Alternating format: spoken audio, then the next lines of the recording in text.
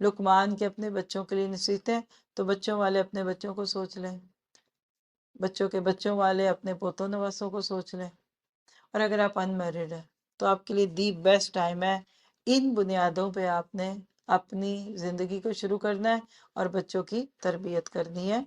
وَلَقَدْ آتَيْنَا لُقْمَانَ الْحِكْمَةَ، اور ہم نے یقیناً لقمان کو حکمت دی تھی کہ تو اللہ کا شکر کر۔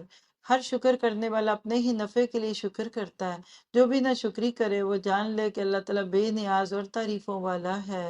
اور جب کہ لقمان نے بعض کہتے ہوئے اپنے بیٹے سے کہا کہ میرے پیارے بچے، اللہ کے ساتھ شریک نہ کرنا، بے شک شرک بڑا بھاری ظلم ہے۔ ہم نے انسان کو اس کے ماں باپ کے متعلق نصیحت کی ہے، اس کی ماں نے دکھ پر دکھ اٹھا کر اسے حمل میں رکھا اور اس کی دودھ چھڑائی 2 برس میں ہے کہ تو میری اور اپنے ماں باپ کی شکر گزاری کر، تم سب کو میری ہی طرف لوٹ کر جانا ہے۔ کیسے خوبصورت طریقے سے پہلے اللہ کے حق، پھر ماں باپ کے حق۔ اللہ اپنے حق خود نہیں بتاتا، ماں باپ اپنے حق خود نہیں بتاتے۔ خوبصورت طریقہ پتہ ہے کیا ہے؟ کوئی دوسرا آپ کے حق بتائے۔ جب ہم اپنے بچوں کو ہر وقت کوسنے دیتے ہیں نا، میں نے یہ کیا، میں نے وہ پلایا، وہ کھلایا، پالا پوسا، تو بچوں کے ذہنوں میں ریزنٹمنٹ آتی ہے۔ باپ کہتا ہے کما رہا ہوں، کھلا رہا ہوں، کتنا تم پہ میں نے لگایا، بچے خوش نہیں ہوں گے۔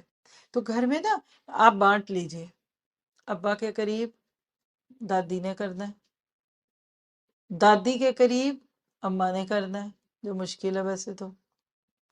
پھپھو کے حق میں بات خالہ نے کرنی، یعنی رشتوں کو نا ایک دوسرے کے ذریعے سپورٹ دیا کریں۔